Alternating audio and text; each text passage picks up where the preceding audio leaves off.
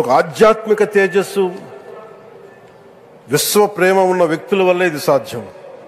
అలాంటి వ్యక్తుల కోసం ప్రత్యేకించి గౌరవ ప్రధానమంత్రి నరేంద్ర మోదీ గారికి ఇష్టమైనది ప్రజలందరికీ కనీసం ఒక 50 లీటర్ల నీళ్లు ఇవ్వాలి, అది రక్షిత మంచినీరు ఇవ్వాలి. అలాంటి పథకం ఒక 50 లీటర్ల నీళ్లు కనీసం ఇవ్వాలి అనేది ఒక వ్యక్తికి ఆ సంకల్పం నరేంద్ర మోదీ గారు దీన్ని ముందుకు తీసుకొచ్చారు.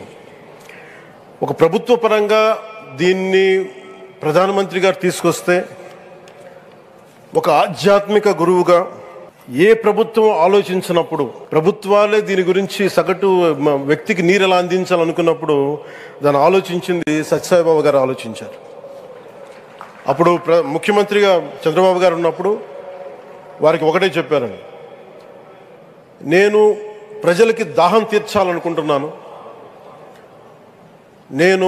నాకు తెలిసిన భక్తులు ఒక భక్తులు ఒక ఆయన సింగిల్ హ్యాండెడ్గా 400 crores 400 కోట్ల రూపాయలు ఈ పథకానికి సత్యసాయి ఈ పథకానికి ఇస్తాను, దాహం తీర్చే పథకానికి ఇస్తాను అంటే దానికి ఆ రోజున ప్రత్యేకించి అలాంటి పర్మిషన్స్కి వీటికి కొంచెం కష్టాలు ఉన్నప్పుడు గౌరవ ముఖ్యమంత్రి నారా చంద్రబాబు నాయుడు గారు వీటికి అండగా ఉండి ఈ సత్యసాయి ఈ దాహం తీర్చే ఈ పథకానికి అంటే మనం చెప్పాలంటే జల్ జీవన్ మిషన్ అంకురం సాయిబాబా గారు చేశారు. ఇక్కడ ఇది తమిళనాడులో కానీ తెలంగాణలో కానీ మిగతా అన్ని రాష్ట్రాల్లో కూడా ఈరోజు చేయగలుగుతున్నామంటే దానికి అంకురం సాయిబాబా గారు అందించారు.